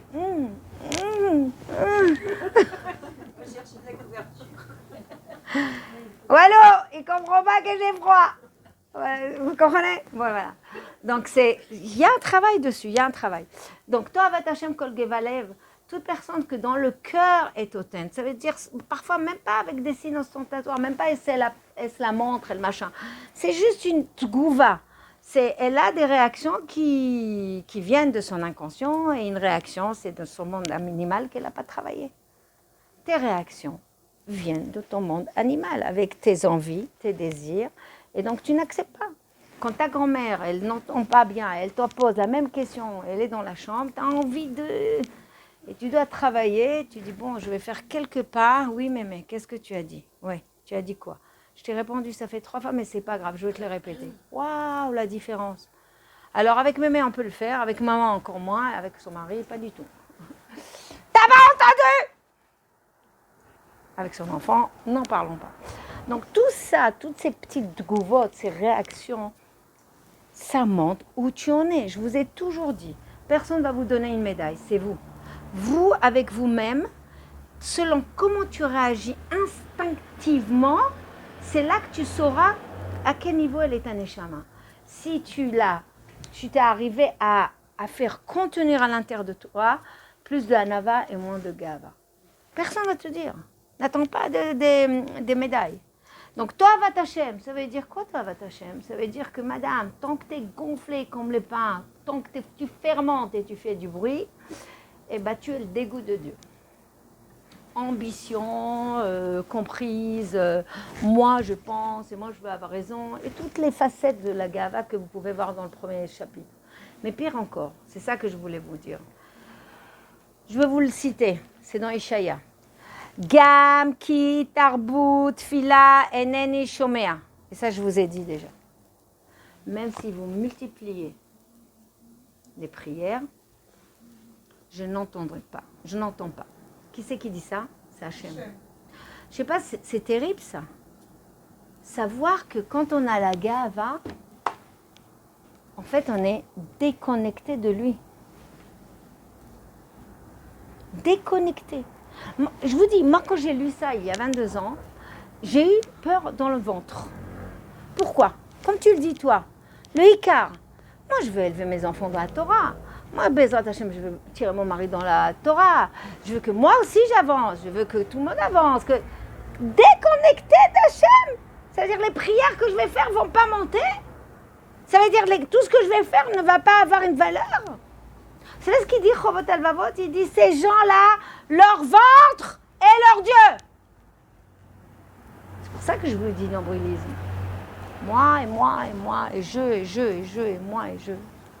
T'as rien. T'as absolument rien. Tu es une partie de Dieu. À peine une étincelle. Il t'a donné les moyens. Tu es dans un monde d'illusions avec de Dimayon. Et c'est avec ça que tu dois te corriger. Eh oui, eh oui. Je continue. Une autre citation. Où ma vie korban ve'enom mitkabel. Ces gens-là, ils amènent un korban. Ils font des sacrifices. L'homme mitkabel. On a un exemple comme ça dans la Torah. C'est qui? Caïn. Caïn met un korban pour Dieu. Et le korban ne monte pas. Moi, c'est incroyable. Moi, j'aurais cru que tout monte vers Dieu. Et bien, quand Hachem ne veut pas, il ne veut pas. Mais déjà, il baisse la tête quand même s'il apporte un corban. Non. T'as amené la... Vous avez vu ce qu'elle a dit? C'est sympa. Elle a dit, quand il amène un korban, il a baissé la tête quand même. Ouais, mais dans le cœur, il est quoi? Tovat Hachem. Il a cru que lui, Hachem n'a pas accepté. On apprend de là. Les Mefarshim m'expliquent ça. Dernière chose que à côté de ça, quelqu'un qui est dans la Hanava. Vous connaissez la chanson que je vous ai dit que c'est pas les raisins? Non? Les raisins. Anavim, anavim, Igia zeman, Geulatchem. C'est quoi anavim, anavim? Les raisins.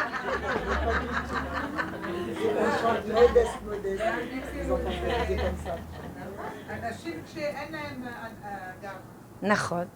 Modeste. Les hommes modestes, les hommes dans l'humilité. Igi azman geulatchem. Pour qui la geoula?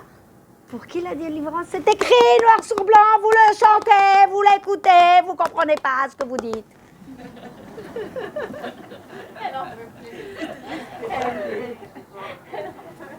J'ai fait un test un jour avec des femmes. Qu'est-ce que vous chantez? Anavim, c'est quoi Anavim Bereza? Il a fait Marta Kvod Arabe. Tu as dit que s'il prie, même les prières ne sont pas acceptées. Mais si on prie pour nous corriger de cette mida. Ah, c'est autre chose, on verra. Chazak, Emmanuel. Mais même sans prière, elle n'est pas. Alors, non, les femmes aussi ne croient pas. Les femmes qui se tiennent tête, qu'elles sont seima. Quand tu me vois comme ça, bien.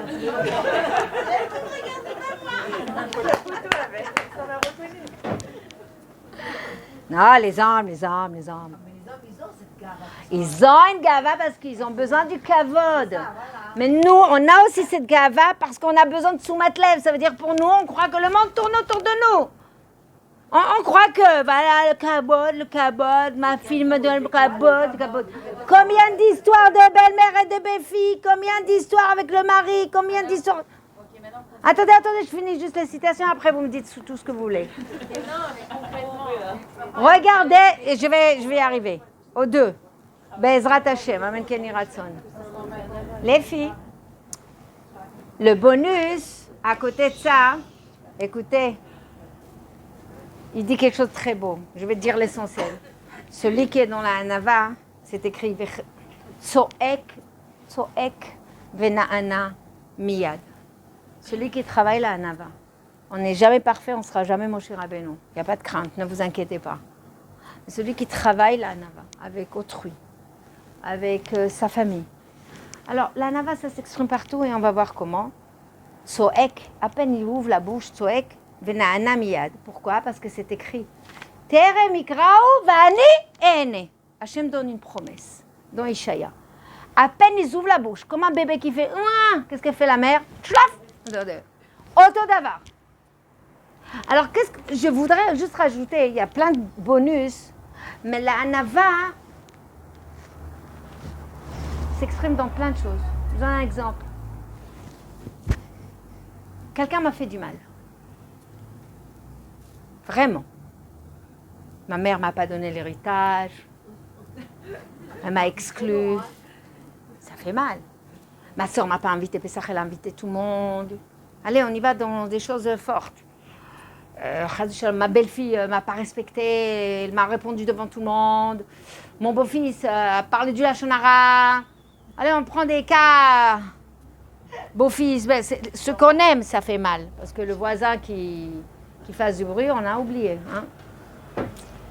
Quand on te dit, c'est un chalier d'Hachem. Elle t'a pas invité Pessah, c'est que tu devais pas être avec elle. Tu n'as pas eu l'héritage, c'est que tu n'étais pas calculé dedans. Hachem, il te donne la Yeshua d'ailleurs. Peut-être tu dois rester pauvre. C'est ton tachlit. Ton beau-fils t'a manqué de respect, ok, tu peux parler après, mais il ne faut pas lui en vouloir, il n'est pas mûr, on lui a dit du lachon. Quand on vous dit tout ça, qu'est-ce que vous dites? Non, je l'ai vu dans Google. Je l'ai vu, on m'a dit. Non, ma grand-mère, elle m'a dit les paroles exactes. Pourquoi on est comme ça? Parce qu'on est sensible aussi. Et pourquoi on est... L'okrim à lèvres. Lama l'okrim la lèvre.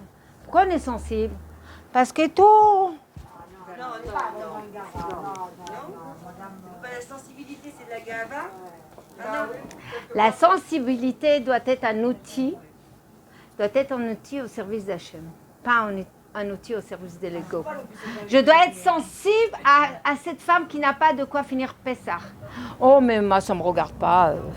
Je dois être sensible que ma mère, personne ne l'aide pour Pessah. Ça ne me regarde pas.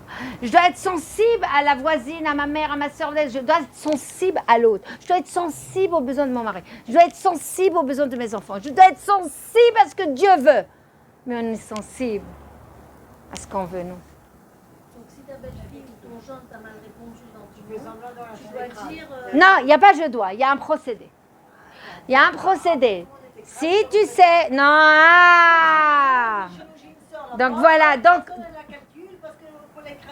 donc Susanna, donc normal... Non, mais tu as vu un... Susanna, tu as vu un schéma chez quelqu'un, tu as cru que chez tout le monde c'est comme ça? Non, c'est pas comme ça. Non. On sait que la personne ne se vexe pas, on lui dit tout ce qu'on veut. Non, alors c'est pas comme ça. Ma? Yael, Susanna. Attends. Non, mais quelque part, quand on se fait t'as la honte devant tout le monde. Ah, ça, on l'a dit. Ça, on l'a dit, Nahon, mais ça peut... Susanna, 2 secondes, j'explique le procédé et on l'a dit maintes fois, mais pourquoi ça rentre pas? Pas parce qu'on ne se rappelle pas, parce qu'on a des résistances, ça s'appelle en psychologie. On n'accepte pas ça. Trop dur. Alors, on va expliquer encore une fois. Vous croyez que moi, on ne me vexe pas? Vous croyez qu'on ne m'humilie pas? Vous ne croyez pas qu'il y a un mot plus grand que ouais, chez moi, ils sont tous des malachim autour. Il faut salam alek et comme ça. Voilà. Non mais respirez. Réfléchissez un peu. Donc, forcément, quand ma fille, elle dit un mot, ou mon beau-fils, ou ma belle-fille, avant d'être réactif, tac, et ça va partout, des pacotilles, ou je ne sais pas. Tac au tac, exactement. Tu réceptionnes l'information. Et ça, il faut travailler beaucoup avec le moach et ne pas être. Alors, moi, plus on travaille la sensibilité, plus on travaille les émotions, plus on est dans le moach, plus on laisse moins de place au dimayon. Parce que quand vous êtes dans les émotions, vous savez, nous les femmes, quand on nous vexe, qu'est-ce qu'on fait? On fait la vache. Ça descend et ça remonte. Ça descend et ça remonte. Et tu comment dire, arrosage. Auto-arrosage. Alors, elle m'a vexée, elle m'a dit ça parce qu'elle m'a dit ça. De toute façon, sa mère m'a jamais aimée. T'as jamais eu aucun remerciement. Mais elle a raison. Attends. Tu ressasses. Le propre de la femme, je ne comprends même pas l'expression de parler dans sa barbe, parce qu'on ne devrait pas dire par sa barbe, on devrait dire parler dans son halouk, je ne sais pas, parce que c'est propre à la femme.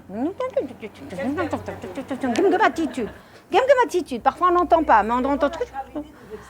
Alors, la gravité de vexer, elle est énorme. C'est tellement grave qu'il est condamné, ne t'inquiète pas. Ne rajoute pas du feu. Voilà. Comme il est condamné, et comme de toute façon, Akadosh Baruch Hu ne lui pardonne pas comme ça, quelqu'un qui te vexe, ça passe pas comme ça, c'est très grave. Toi, tu dois pas être le bon Dieu. Toi, tu dois pas rajouter encore. Alors, on l'a dit. Non, c'est pas blanc ou... Susanna, c'est pas blanc ou noir. Chez les femmes, vous savez, ça aussi, troisième trait de caractère. Tu m'as pas acheté à cet anniversaire? Ah ben, c'est pas la peine. Tu m'as pas invité? Eh ben, c'est pas la peine. Nous, c'est ou noir ou blanc. On passe de... Non, il y a des nuances. Si c'est ta fille sans faire exprès, alors comme tu l'aimes, évidemment, on arrive bien. Mais si c'est ta belle-fille sans faire exprès, bizarrement, il n'y a pas l'amour. Alcool, pshaim, chassaava. C'est que l'amour cache un peu. Mon fils, il n'a pas fait exprès. Mon fils... Voilà. Déjà, on est complètement biaisé dans notre humain. On n'est pas objectif.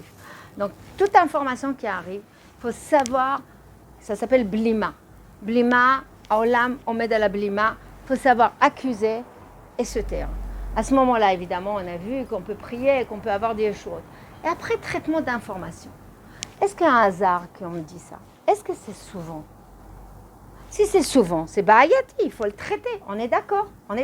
La même femme 2 fois, 3 fois, là, je ne lui laisse pas le choix. Je l'invite à un café, je lui dis, ma belle, je t'aime beaucoup, mais tu m'as vexé déjà 2, 3 fois. Il y a quelque chose que tu veux régler avec moi? Ça m'est arrivé, moi. En plein cours, une femme, à 2, 3 fois reprises, elle se foutait de moi en France avec mon accent israélien. Je suis OK, il n'y a pas de problème. On peut prendre un café? Elle a Europe.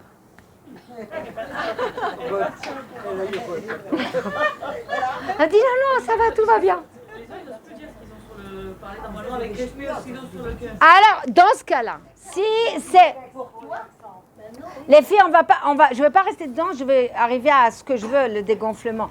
Mais en gros, s'il y a des gens comme ça autour de vous, ça m'est arrivé d'aller dans une famille et que la famille invite d'autres qui ne sont pas mes amis et qui sont tac au tac, que je ne les connais pas bien, mais tac au tac.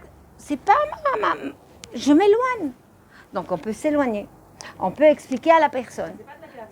Non, mais, alors, s'éloigner avec qui? Avec qui? Non, avec qui? Tu t'éloignes avec ta belle-mère, mauvais. Tu t'éloignes avec ta famille, mauvais. Il faut d'abord la communication. Tu t'éloignes de quelqu'un qui a une attitude comme ça et que tu... Ça va, ok, d'accord. Voilà. Ouais, avec ceux qui sont... Voilà, t'as compris. Qui sont un peu... Voilà. Maintenant, une femme dans ta famille, qu'elle a des problèmes à chaque fois qu'on l'écrase, non. Cette femme, elle est malheureuse. Elle n'a jamais pu discuter avec ces gens-là. Souvent, la femme, qu'est-ce qu'elle dit? Non, je ne vais rien dire. Non, je ne vais pas faire des histoires. Non, je ne vais rien dire. Je vais pas... Mais elle ne fait pas des histoires. Mais en fait, elle rumine. Elle devient une cocotte minute. Un, on a pris ça dans l'Akpeda. On peut tomber malade. Deux, elle peut bloquer le mazal de l'autre. Ah, on y va loin avec tout ça. Alors, ça, non, alors c'est pour ça. C'est pour ça. Non, j'ai pas dit ruminer, j'ai dit il faut parler, je viens de le dire. Je répète, il faut parler. Non, alors Daniel, alors il y a des gens, ça aussi on l'a fait, mais c'est pas grave. Il y a des gens, par exemple, tu vas le dire, par exemple, tu sais, je voulais te dire, tu me vexes quand tu rappelles que je sais pas faire la makbouba devant tout le monde. L'autre, elle fait pas du tout, je n'ai pas dit ça, je dis comme ça, elle reconnaît pas. Peu importe, Rav Welbe, dans le chapitre de l'Akpeda, il dit, toi tu l'exprimes. Parce que quand tu l'exprimes, tu tombes pas malade. Moi, numéro 1, Daniel. 1, c'est pour toi, tu fais ça. Maintenant, elle comprend pas. Ça fait une fois, ça, deux. Et parfois, les gens, ils inversent la vapeur. Parce qu'ils te disent, mais c'est toi qui m'as vexé. Tu as dit qu'il y avait du sel et de... Tu dis, mince. Alors, c'est pas grave. Tu prends ça, tu dis, pardon, mechila, anava. Je m'excuse si je t'ai vexé. C'est possible que je dis un mot qu'il fallait pas et que j'étais pas à l'auto. Anava. Travaille ta anava. Elle t'a dit quelque chose que tu devais l'entendre. Mais elle ne t'entend pas. Elle est mécabelette. Alors, il y a un problème. C'est qu'avec cette femme, peut-être on pourra pas tout expliquer. Il faut peut-être prendre des distances. Il faut peut-être caresser dans le bon poil pour avoir diplomatie. Comment? Non, il y a des roches ktanim. Ah oui? Donc, tu juges le Ham Israël. Donc, tu fais la shonara sur Ham Israël. Alors c'est quoi? C'est la Shonatov? Alors tu es en train de dire qu'ils sont bien, les Bnei Israël, ils sont honnêtes, ils sont bons. Mais je dis pas que tout le monde est bon, mais quand des fois il y a quelqu'un qui fait semblant de pas comprendre. Des fois. Alors c'est pas aujourd'hui tout le monde, c'est des fois, c'est nuancé. Il faut faire attention entre le toujours et jamais et comment dire, vous savez les gens qui est machlilim. Mahlim, c'est toujours, c'est jamais, les gosses ils arrivent, maman tu fais toujours des haricots verts, jamais des frites, on veut lui donner deux baf. Il a eu il y a une semaine des frites, pour lui c'est jamais. Le mari qui dit c'est jamais, non, c'est toujours, deux, trois baffes. C'est vrai que c'est rare les personnes qui se remettent en question, la plupart des gens ils sont dans le déni. Alors, Anava. Aide-les à se remettre en question. Gentiment. Anava, c'est ne pas juger autrui. Anava, c'est ne pas le classer et parler du mal. Un ava, je ne suis pas le bon Dieu. Il faut avoir rachamim parce qu'elle c'est une neshama, et Hachem l'attend, et Hachem l'attend qu'elle s'équipe. Moi, je ne suis pas supérieure aux autres. Moi, je n'ai pas une vision d'hélicoptère au-dessus et je suis en train de voir. Ils sont tous...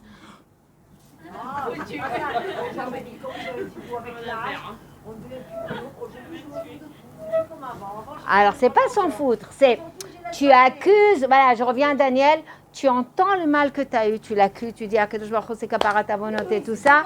Maintenant, on nous dit pas de s'écraser. Voilà. Bravo. Alors maintenant. Non. Non. C'est que tu as dit, ça bloque même le mazal. Ouais, c'est l'Akpeda. Ok, on a pardonné, mais des fois, ça prend du temps. Ça, il faut qu'on fasse un cours sur l'Akpeda, Bezrat Hashem. Mais quand il y aura le cours sur l'Akpeda, il y avait le mode d'emploi. Je reviens à Susanna. Ok, ça vient d'Akadosh Baruch Hu, mais d'un autre côté, il n'y a pas un autre côté. Ça vient d'Akadosh Baruch Hu, c'est le chaliar d'Hachem pour t'irriter, pour t'énerver, attendre ta gouva et ta réaction.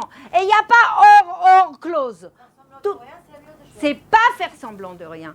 C'est que tu accuses le coup. Si c'est quelqu'un qui a l'habitude, donc tu vas le voir. Si quelqu'un qui ne comprend pas, tu l'exprimes comme même. Si c'est quelqu'un qui te fait du mal et que vraiment il n'est pas de sa famille, tu t'éloignes. Si c'est ta mère ou ta belle-mère, imaginons, ou ton mari ou je ne sais pas, chez la trave. Parfois il y a Voilà, parfois il y a le divorce ou autre chose. Bref, on continue. Donc vous avez compris, juger autrui, c'est gava. La shonara, c'est gava. L'itnasot al achirim, c'est gava. Même des attitudes comme ça, vous ne vous rendez pas compte. C'est la gava. On ne se rend pas compte. Quand moi, je ne suis pas mochelet. Quand moi, je... Non, il n'y a pas, il m'a fait trop de mal. Alors, quand tu penses à Akadosh Baruch Hu qui est en train de te pardonner à toi, toutes tes ch'touillottes que tu sors de ta bouche et des ch'touillottes que je fais toute la journée, qui je suis, moi, pour ne pas pardonner? Est-ce que je suis plus royaliste que le roi? Réfléchissons 5 minutes. Est-ce que je suis le bon Dieu? Non. Un peu de simplicité. Et cette anava, meshachreret. Vous savez ce que c'est meshachreret? Elle vous libère. Vous n'êtes plus dans le... Il m'a dit, je vais le dire, je vais lui rendre. Il m'a fait, je vais lui répondre. Je vais le dire, je vais m'affirmer. Non. Des fois, pour le chaleur, c'est des fois... Souvent. Des fois, il y a des gens qui, tu sais, que chaque fois, il va y avoir de la guerre. Souvent. C'est écrit, Ashtika, c'est un diamant, l'Ashtika, même quand on y arrive, mais c'est une mida, l'Ashtika. Susanna, on n'arrive pas à l'Ashtika comme ça, hein, c'est beaucoup. Pour arriver à l'Ashtika, il faut une grande anava. Ils vous disent Shoresh Avoda. D'abord, tu commences par la anava, après tu as la mida de l'Ashtika, après tu as la mida de la réserve, après tu as la mida de la simcha, après tu as la mida de Yirat Shamayim. D'ailleurs, une phrase que vous connaissez. Ekevanava, Yirat Shamayim. Tu veux la Yirat Shamayim? Commence par la Hanava. Les filles, le secret, dès qu'on ouvre la Hanava, dès qu'on travaille la Hanava, tu peux monter de palier dans la Hira. Hirat Hashem, on ne peut pas la voir, on doit la travailler. C'est Hashem qui l'en donne. Je finis. Puisque Hashem, Tsoek Venahana Miyad, ces gens qui sont dans la Hanava, on est tout de suite répondu. Alors, pensez à ces tzadikim et à ces justes qu'on a autour de nous. Ils sont là en train de taper sur la table. Tu auras ça. Il va se marier. Tu machin. Il l'a dit. Et tout d'un coup, les choses... Comment ça se fait? Quand on vous dit Tzadik Gozer, Hashem Mekayem. Normalement, c'est Hashem Gozer et nous, on est Mekayem. Là, c'est Tzadik Gozer, Hashem Mekayem. Ça veut dire qu'un vrai Tzadik, il est déjà dans la Hanava. Et tout ce qu'il demande, il se réalise. C'est exactement ça. C'est la phrase, c'est la promesse. Alors je termine et je vais te répondre. Il n'y a pas une fila, il n'y a pas une amida, il n'y a pas un moment où vous embrassez à la mezouza et que vous vous adressez à Dieu. S'il n'y a pas la hanava, eh ben c'est pas possible d'y traverser la Kadosh Baruch Hu. C'est impossible de connecter les tuyaux. Je ne sais pas si vous comprenez. Si vous êtes en train de faire la amida avec une attitude de gave, c'est-à-dire donne-moi, je veux, je suis blessée, et c'est pas juste, et je suis révoltée, vous n'êtes pas connecté à Dieu. Vous n'êtes pas connecté à Dieu. Il n'y a pas très beau. C'est pour ça qu'on dit même des gens qui sont dans la tristesse. Alors c'est bien qu'ils fassent la prière, mais la tristesse connue, c'est un marsam. Pourquoi? C'est quoi une tristesse? Quelqu'un qui est triste, on va dire plutôt, on ne va pas parler d'avlout, on va parler de tristesse. Quelqu'un qui est triste parce qu'elle n'a pas eu son 4e garçon, parce qu'elle n'a pas eu la maison qu'elle veut, parce qu'elle n'a pas eu quelque chose, une ambition ou un désir. Donc, une sorte d'insatisfaction. Elle a dit, elle n'est pas... Qu'est-ce que tu as dit toi? Ou bien état de santé, bravo. Je ne suis pas contente que, voilà, je ne peux plus courir, je ne peux plus danser, faire le rock et faire la java. Bon, il y en a comme ça, bon, bref. Non. Donc, cet état-là, c'est pas ils vont mieux. Encore une fois, blanc, noir, flaf, non, il y a des nuances. On dit à ces gens-là de ne pas arrêter. On dit, fais un peu télim, parce que les télim vont l'aider. À un homme, on va lui dire, va en mikvé, ça va le purifier. Vous comprenez? Il y a des maasim qu'après, apéoulot, nimshachim alevavot. C'est ce que le Sefer HaChinuch dit. Fais des petites actions, même si tu n'es pas convaincu, et après, ça va rentrer dans ton cœur, évidemment. Mais à ce moment-là, il n'est pas encore mechoubar. Il n'est pas encore, comment dire, Akadosh Baruch Hu ne peut pas descendre à lui. D'ailleurs, vous savez que tous les Nevi'im, et ça, tu dois le savoir, tous les Nevi'im, quand ils avaient des Nevuot, quand est-ce qu'ils avaient des Nevuot? Vous croyez quand ils pleuraient? Vous croyez quand ils étaient tristes? c'était mitor simcha qu'ils avaient des névoot. Mitor simcha et satisfaction. Ils avaient des névoot. Je suis rien, tout ce que tu me donnes. Ki irbeta tovot alay. Tu m'as fait trop de tovot. Tovot alay. Ki igdalta chazdecha alay. Tu m'as fait trop de chesed. Quelqu'un, elle n'est pas belle cette chanson. Tu m'as donné du chesed, ça fait 20 ans, ça fait 30 ans, ça fait 50 ans. Tu m'as donné du chesed à gogo, tu m'as donné des tovot à gogo. Moi, je ne t'ai pas vu. Comment tu es, toi? Dans ce cas-là, quand tu es sa mère, comment tu es? Tu es petit. Donne encore. Moi, j'ai besoin de toi. Sans toi, Là, la connexion, elle se fait. Tous les Nevi'im que vous voyez dans le Nach, ils ont eu des Nevuot que dans Mitor Simcha. Quand Jacob, justement, il ne savait pas avec Yosef, c'est parce qu'il était triste. Bravo. Nachon. Autre chose, le Harizal. Le Harizal, il le dit. Comment il est arrivé à Harizal? Parce qu'il était que Besimcha. Il a travaillé cette mida. Alors, Rabbi Nachman aussi. Donc, pour arriver à la Simcha, les filles, elle n'arrive pas mitor Gava. La Simcha vient de Shoresh Avoda la Hanava. Quand tu sais que tu n'as rien. Alors, je vais vous raconter une histoire dernière, vous allez comprendre. Quand tu sais que ta maison est à toi, tes enfants c'est à toi, ton argent c'est à toi, tout est à toi. Quand tu vas dépenser pour Shabbat, tu es là, 20 shekels, 25 shekels, 30 shekels. Et on te dit, non mais Hachem il va te rembourser. C'est combien le poisson? Mais justement, imagine que tu organises le mariage de ta fille. Non, je ne parle pas de mariage, je parle de Shabbat. Alors, maintenant, je vais vous donner une histoire qui est vraiment, je l'ai vue. Il m'est arrivé d'être directrice d'école. À l'appui, il y avait 36 personnes qui travaillaient. Et à Hanouka, il fallait acheter des cadeaux. Donc, il y avait une personne qui travaillait avec moi. Et parfois, avec les sous-gagnottes, on ramassait de l'argent.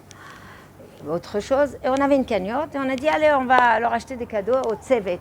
Vous savez, ça donne des kochot. Et cette personne prenait la cagnotte. Et je l'observais. Elle était... Nachon, elle est contente. Elle allait à Sephora ou à Champ et acheter des cadeaux. Mais elle achetait Be'ain Tova, Belev Tov.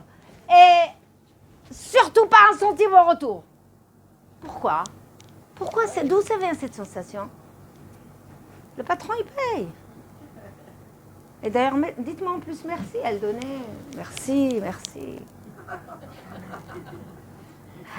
Vous comprenez que c'est exactement la sensation qu'on devrait avoir avec Akadosh Baruch Hu. Tu m'as donné la maison, elle est à toi. Je fais ce qu'il faut faire et toi, tu vas m'aider à améliorer. Tu m'as donné la voiture, elle est à toi. Je fais ce qu'il faut faire avec ça et toi, tu vas me donner mieux ou peu importe. Le corps est à toi, Akadosh Baruch Hu. Je ne tiens pas, j'ai mal là, j'ai machin.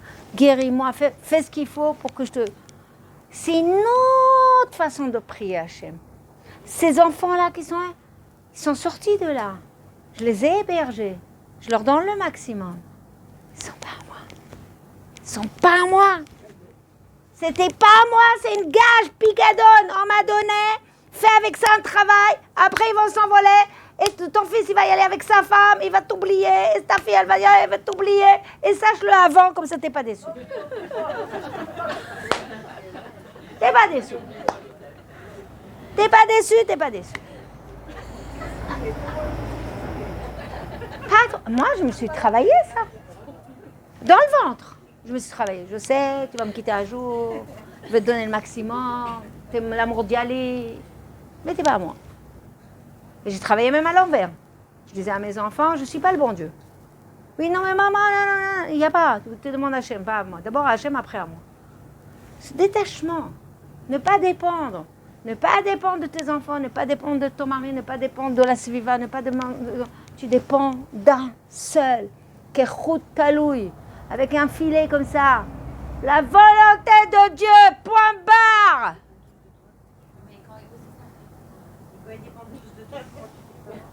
Eh bien, tu dis, moi, je n'existe pas. Voilà, je vais partir. Lâchez-moi. Ah non, parce que... Vous connaissez la belle-mère qui fait... Je suis comme la maman, tu m'aimes. Et quand tu vas te marier, je vais te demander, t'appelles, tu m'aimes. Exactement. Myriam, Susanna, j'aime bien ta réplique. Myriam, souvent, il y a des belles-mères et il y a des mères aussi qui disent comme ça, elles viennent me voir, Madame Béard. Mon fils s'est marié. Et la vérité, il adore mes chalotes. Il n'arrive pas sans mes chalotes. Alors donc je lui prépare les chalotes et en cachette je lui mets comme ça, je lui amène à la maison, je lui dépose les chalotes. Et moi je lui pose la question, quand est-ce tu laisses l'espace à ta belle-fille pour qu'elle réussisse les chalotes comme toi et qu'elle satisfasse ton fils? Quand est-ce? Vous savez, mon mari a sorti quelque chose. Là, elles vont arriver. Ah oui, toi, tu étais la parfaite belle-fille. Ah, ok, d'accord. Allez, flap, flap, flap, flap, la pommade. Susanna, tu veux le... Comment ça s'appelle? Qu'est-ce qu'on a dit? Le molloy.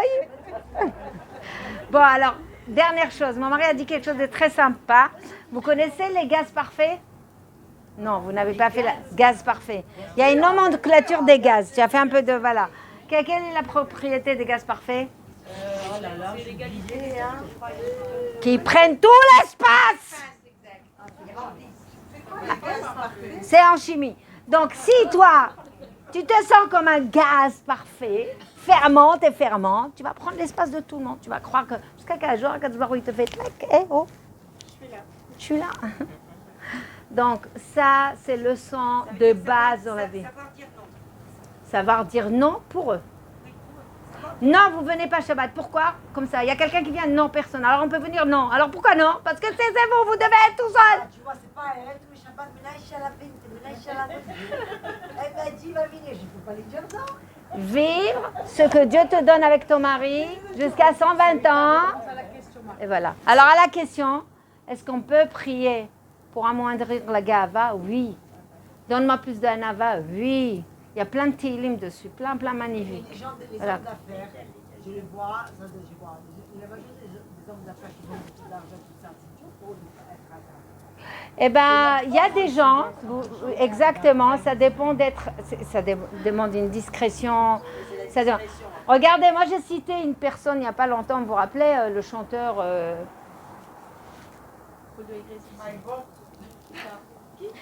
Ishaï Ribo. Dans son interview, vous sentez la nava. Ça y est, il est de Marseille. Ben, écoutez ce qu'il dit. Le succès pouvait lui manger le cerveau. On est d'accord, les Israéliens, pas les Israéliens, les Français. Et il te dit, j'ai peur. J'ai peur parce que le corps de chanter, c'est Dieu qui me donne. Il comprend qu'il est rien. Et il dit, et les Israéliens, alors comment tu sors ton album? T'es une starlette? Non, je suis rien. Il y avait des milliers, il regardait les gens, je me demandais si c'est pour moi. Ça veut dire que quand tu arrives à la Hanava, tu es surpris par la réaction des gens. Tu dis, mais moi, je suis rien, je suis un Kelly. Il a une chanson que vous n'avez jamais rien compris. Il s'appelle comme ça, je suis chauffard. Comment c'est la chanson avec chauffard? Vous mettez sur YouTube chauffard et vous n'allez rien comprendre. Mais en fait, c'est très beau. Et ça n'a même pas fait un best dommage.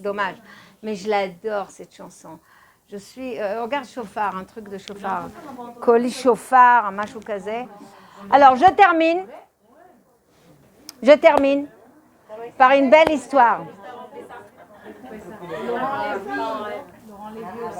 Ah, je le connais pas. Alors, je termine par une belle histoire. Comment elle s'appelle, la chanson avec chauffard? Bon, je vais vous l'envoyer sur le groupe. Je vais t'envoyer, tu vois. Et vous allez voir la traduction. Vous allez comprendre ce que c'est modestie. Une belle histoire. C'est une femme qui vient dans mes cours.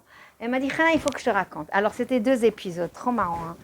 Le premier, elle me dit, voilà, Erev Shabbat, mon mari a oublié d'acheter des fleurs. Donc, elle dit à son fils, l'adolescent, il lui a dit, mon amour d'Yali, prends un peu d'argent, va chez le marchand de fleurs, amène pour Shabbat. Son fils arrive avec... Il s'est fait avoir, quoi. Elle regarde ça. Elle fait, mon amour, il t'a donné des fleurs complètement fanées, 3, 4 pour ce prix. Tu retournes, tu dis, ma mère, elle n'est pas contente. Et choisis un autre. Il n'a pas voulu. Après, il lui a dit, pour moi, pour Shabbat. Bon, il est parti, il lui a dit, il a alors il est venu avec un bouquet normal. Elle met le bouquet normal, maintenant les beaux-parents devaient venir, et la belle-mère, elle arrive avec quoi? avec le même bouquet fané. Là, elle regarde son mari. Regardez la Avodat Hamidot. Ils comprennent que c'est pas le bail de la belle-mère. C'est qu'elle devait avoir le bouquet fané. 2 fois, il est venu dans sa maison. Tu vas t'énerver contre qui, là? Tu vas faire la tête à ta belle-mère? Si, elle a fait Dafka. Elle a choisi. Ah, si, elle sait que j'aime pas. Ah, il y en a que...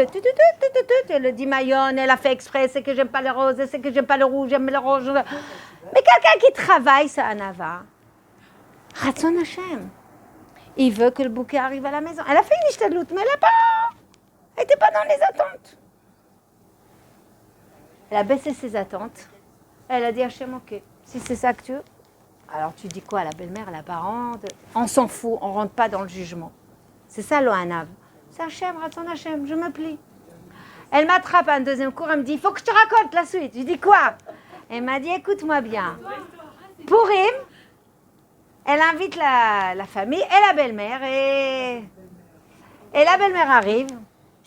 Et les enfants arrivent et il y a un enfant qui tarde, parce qu'il est venu de Bnei Brak ou Tel Aviv ou ailleurs, et elle a commencé à se dire, mais comment? Mais elle se raisonnait.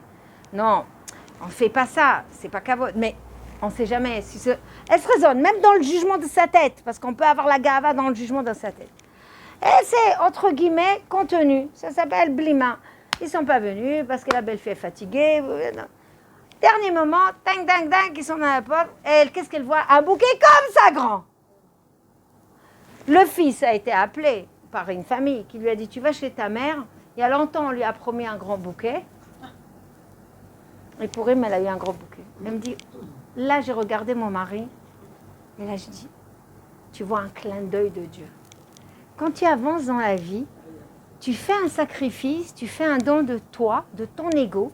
Tu sacrifies ton ego. Tu le mets sur le korban. Le korban de la kriv est à ego shelcha. Tu la sacrifies au nom d'Hachem. Pas d'histoire, c'est pas grave. Le bouquet est comme ça, il est comme ça. Il devait arriver là, point barre. On décompte le travail. Kadosh Baruch Hu de l'autre côté fait un clin d'œil. Alors je lui ai dit que j'allais raconter cette histoire parce qu'elle est belle. Voilà, tu peux arrêter. Donc avant Pessah, on se dégonfle, on se calme, pas d'énervement, pas de jugement, pas de il m'a invité, il n'a pas invité, j'y vais en vacances, je ne vais pas. On se calme, on se dégonfle. Voilà. Voilà, Bezrat Hashem. Amen. Maintenant pour la